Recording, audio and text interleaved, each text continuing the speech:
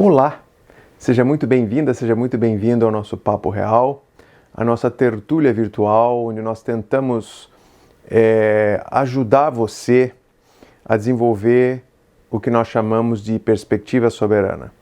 O que é essa perspectiva soberana? Você deve estar se perguntando. Muito bem, a perspectiva soberana nada mais é do que você conseguir pensar fora da caixinha. Então, em termos simplistas, seria mais ou menos isso. Você conseguir sair do seu próprio ego, você conseguir abstrair, transcender a sua própria ideologia, a sua própria religião, a sua própria orientação sexual e conseguir ver as situações e as coisas do jeito que elas realmente são.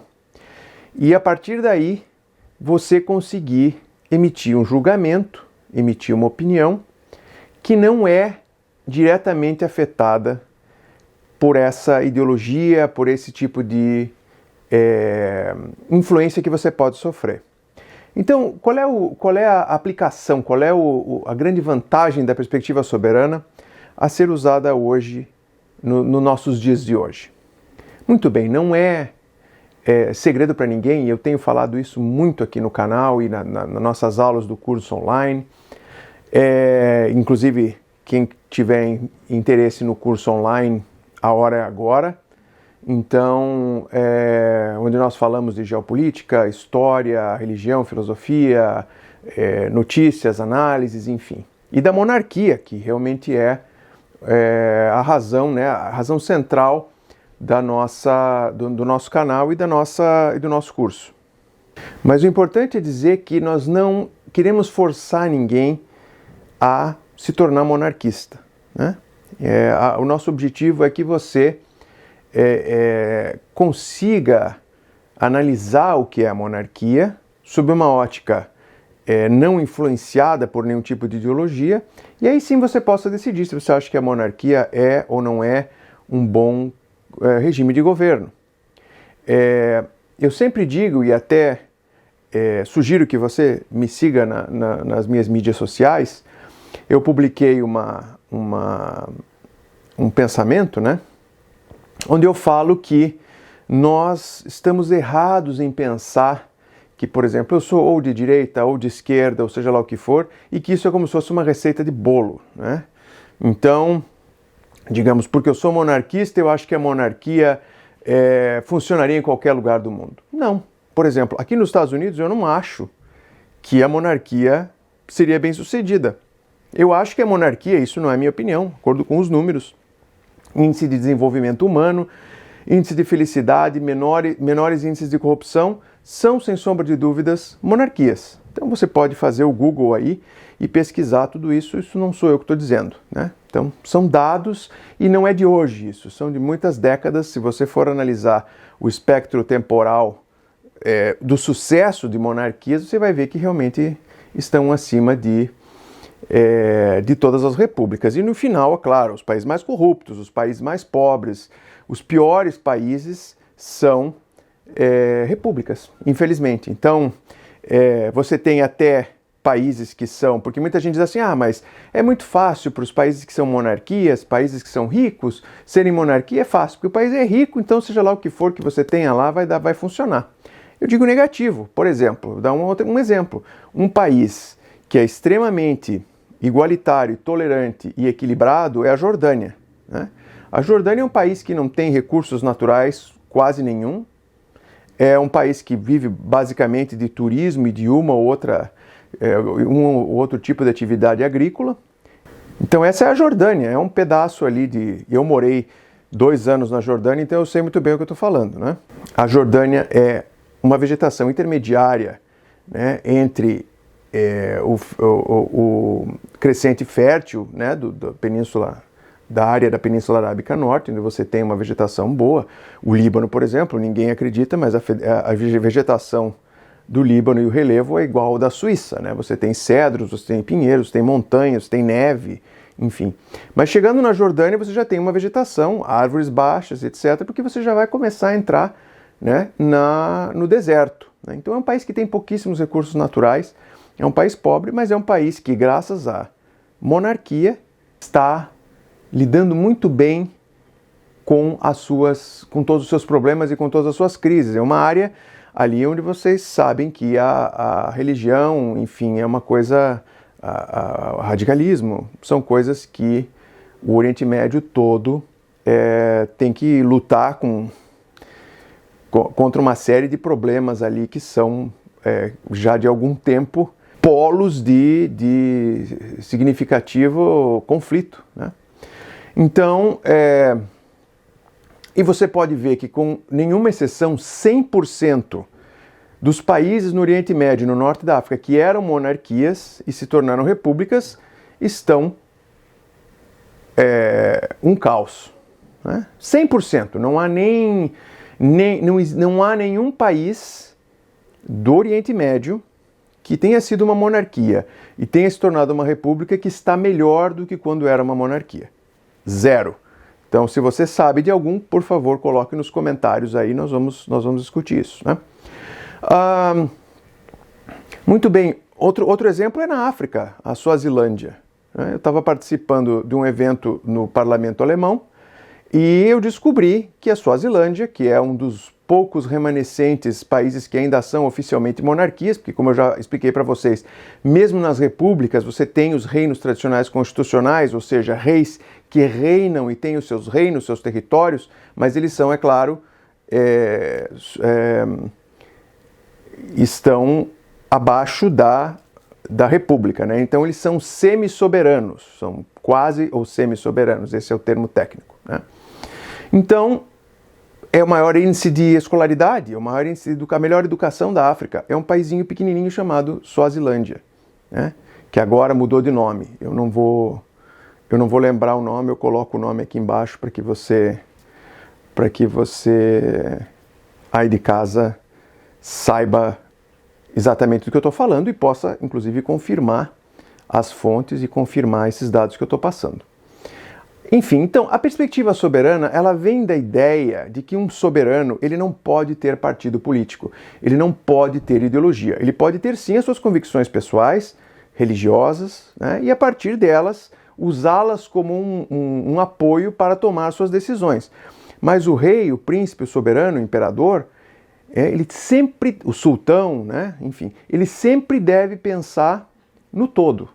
Então, ele é o soberano da esquerda, da direita, do centro, ele é o soberano dos heterossexuais, dos homossexuais, dos LGBTQ, sei lá, tem tantas letras agora que eu já não me lembro mais, mas ele deve servir a todo mundo, tanto a maioria quanto a minoria. Então, essa é a perspectiva soberana, você deve analisar um fato, e eu vou jogar aqui uma questão para que nós discutamos isso nos comentários, eu quero saber a sua opinião, eu vou expor aqui todos os lados da situação e você vai me dar a sua opinião aí nos comentários para que a gente possa debater, né, a respeito desse assunto. Muito bem, um dos temas mais delicados que nós temos dentro desse espectro esquerda-direita, enfim, é a questão do aborto, né? Então, por exemplo, nós tivemos aqui recentemente nos Estados Unidos, vazou, né, a Suprema Corte vazou um parecer que estava tentando reverter uma decisão já de 50 anos que garante o direito da mulher nos Estados Unidos de fazer o aborto, né, legalmente. O que não acontece no Brasil, até onde eu me lembro, o aborto aí é crime, né? Muito bem. Então a minha convicção pessoal, eu sou contra o aborto. Eu não faria um aborto, eu sou contra o aborto por questões religiosas, espirituais, enfim. É a minha opinião. Eu sou contra. Por outro lado, nós também temos que analisar a situação de estupros, a situação dos fetos que nascem sem cérebro, enfim, nós temos que colocar tudo isso junto. Não basta dizer, eu sou contra e fechar os olhos para todo o resto, que é o que geralmente acontece. Ou então a pessoa diz, eu sou a favor, mas ela fecha os olhos também para o que acontece do outro lado. A questão mais importante em relação ao aborto, seja você a favor ou contra, é a questão de que, pelo menos no Brasil, os casos que eu ouvi de aborto, o fato do aborto ser um crime no Brasil jamais preveniu ninguém de fazer um aborto. Ou seja, As pessoas que querem fazer um aborto, elas vão em frente e vão fazer o aborto, não interessa se é legal ou ilegal. Então, isso é um ponto pacífico. Então, se nós sabemos, e temos isso no mundo inteiro, então se nós sabemos desse ponto, o que está em jogo aqui? Né? A religião? Muito bem, a religião, como eu sempre digo, eu sou contra, eu não faria, e eu acho que toda pessoa que acredite, né, em religião, ela deve seguir o que a sua religião diz, independente do que seja. Né? Então você, como teologicamente falando, Deus lhe deu o livre-arbítrio, né? E nem eu, nem ninguém, nem nenhum governante, nem o Papa, nem ninguém tem o direito de revogar esse livre-arbítrio. Então, se você vai cometer um pecado, seja ele qual for, é entre você e Deus. Eu não posso interferir no seu livre-arbítrio. Então, isso é um ponto pacífico que muitos religiosos e muitas pessoas que se dizem religiosas esquecem. Então, veja, eu tenho todo o direito de dizer, olha, eu sou contra porque a minha religião, né, na Bíblia, ou seja lá onde for, diz que isso é pecado, então eu sou contra, então eu não faço. Né? Agora, isso não vai prevenir as pessoas que queiram fazer a vir fazer. Então, a pergunta que deve ser feita aqui não é se você é contra ou a favor. A pergunta que deve ser feita aqui é como eu, né, dentro da perspectiva soberana, qual é a melhor decisão a ser tomada. Né? Então, por exemplo, as mulheres de menor renda, as mulheres de menos poder financeiro, elas vão poder pagar um aborto clandestino em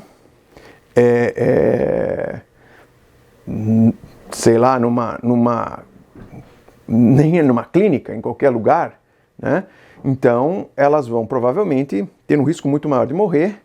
Então, se você pensa na vida do feto, você tem que pensar também na vida da mulher, né? Então, ela também está correndo o risco de morrer, então você vai matar duas pessoas e não uma, né? Não que isso seja menos, né? Então, o que eu estou falando aqui, eu estou expondo os prós e contras. Você vai decidir o que você... Eu falei a minha posição, né? Agora, eu acho que um soberano, por exemplo, ele deve também analisar qual é o resultado, se a ação dele vai realmente beneficiar o povo, né? Porque ele pode estar pensando, não, eu vou aqui seguir o que a minha religião diz, né? E, como eu falei, cada um faz o que achar melhor, entre você e Deus, né? Entre você e Deus, ou seja lá como você chama a sua religião, ou se você não tem religião, a sua consciência, né? Mas será que se eu proibir, eu não vou estar matando muito mais gente? Porque as pessoas que vão fazer, como eu falei, elas vão continuar fazendo, né? Então não seria preferível você ter um controle disso, até uma questão, de repente, se você tiver um acompanhamento, se você condicionar, vamos supor... Eu estou dando aqui, isso aqui é um brainstorm, eu não estou dizendo que é certo ou que é errado, né? Vamos deixar isso bem claro aqui. Eu disse que eu sou contra, mas eu estou dando aqui ideias. Será que se você não fizesse um sistema, ok, o Estado vai pagar o seu aborto, mas você precisa fazer aqui um número X de sessões psicológicas, né? Será que você não conseguiria convencer essa pessoa que, se caso fosse fazer um aborto clandestino, iria fazer de qualquer maneira? Será que você não consegue salvar mais vidas criando um sistema onde você tem um acompanhamento psicológico, onde você tem até um acompanhamento religioso daquela pessoa e faça com que aquela pessoa reflita mais, ela se sinta protegida pelo governo, protegida pelo sistema, ao invés de simplesmente ser uma criminosa ou alguém que está fazendo alguma coisa ilegal? Então, o que a perspectiva soberana faz é ela mostrar todos os lados de uma situação e aí você vai tomar a sua decisão. Você vai dizer, eu sou contra ou eu sou a favor. Então, cada um tem o direito de ter a sua opinião. Eu, como tenho uma formação católica, eu sou contra. Como também tenho a minha formação budista, eu sou contra matar até uma mosca, né? Então, quanto mais um ser humano. Porém, todas essas questões, quando você está falando de governo, você está pensando no todo, né? Então, se você, com o aborto sendo crime, né, você vai ter um número, digamos, anual de 10.000 vidas que você vai tirar, que eu acho que uma vida já é um absurdo, mas essa é a minha opinião pessoal e a perspectiva soberana sai da sua opinião pessoal. Então, você vai pensar, bom, se eu conseguir criar um sistema onde eu consiga aconselhar esses pais, esses potenciais pais, eu posso, dessas 10.000 vidas, sei lá quantas mil vidas, eu posso vir a salvar 10%, 20%. Então, é assim que deve pensar a perspectiva soberana. Então, você não deve simplesmente se fechar, não. A minha posição religiosa é essa. Não.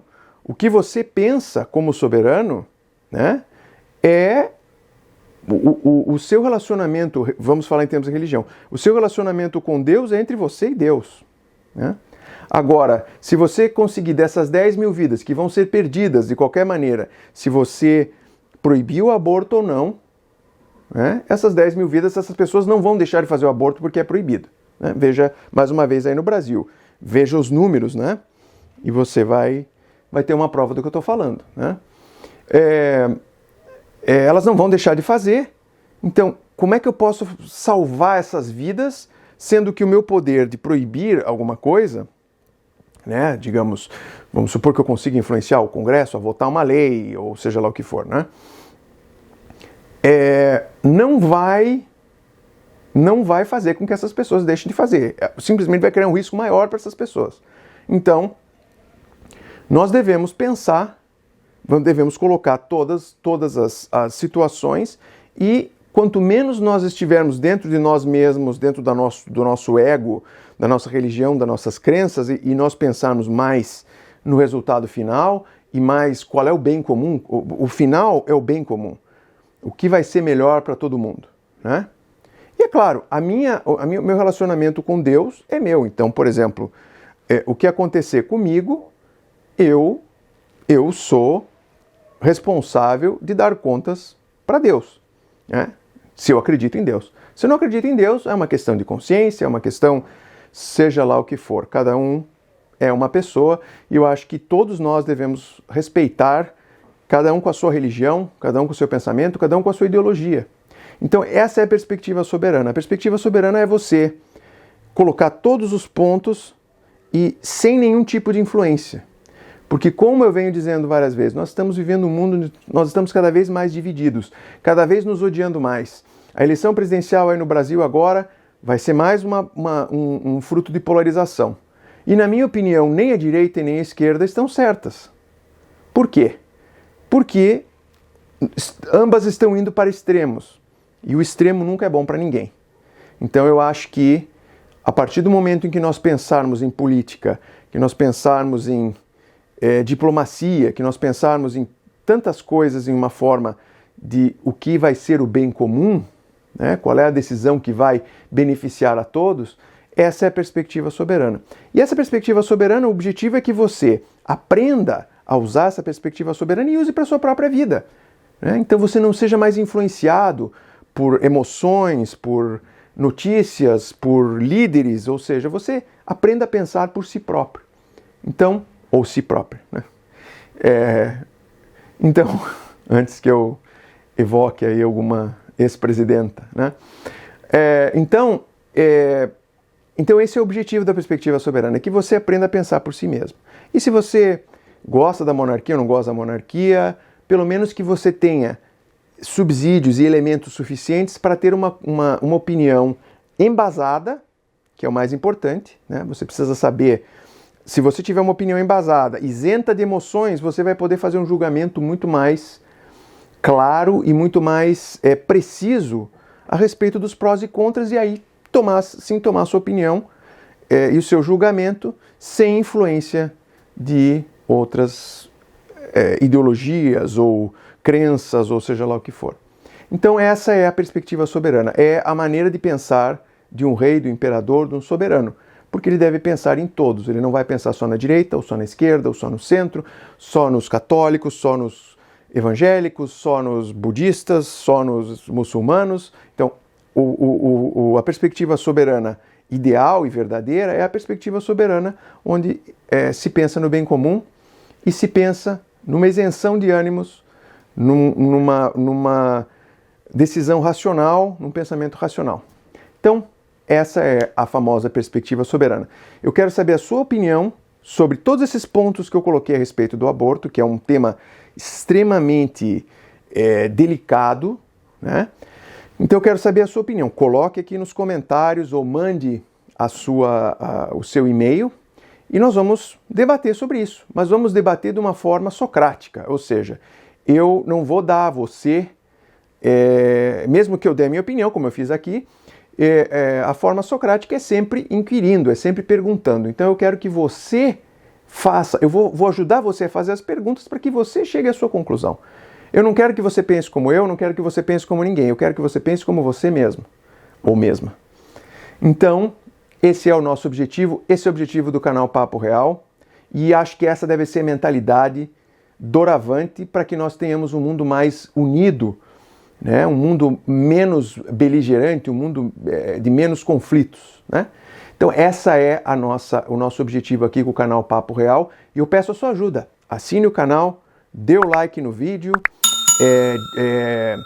divulgue para os seus amigos, coloque na sua mídia social, porque nós não temos subsídios de ninguém, nós não recebemos nenhum tipo de doação, nós não recebemos absolutamente nada. Nós fazemos o canal por amor e por querer levar para você, né, uma mensagem, uma ajuda nesse mundo onde tudo é tão conflitante, onde todas as opiniões são extremamente agressivas e onde existe nós contra eles e tudo é nessa base do nós contra eles e onde não vai se chegar a lugar nenhum.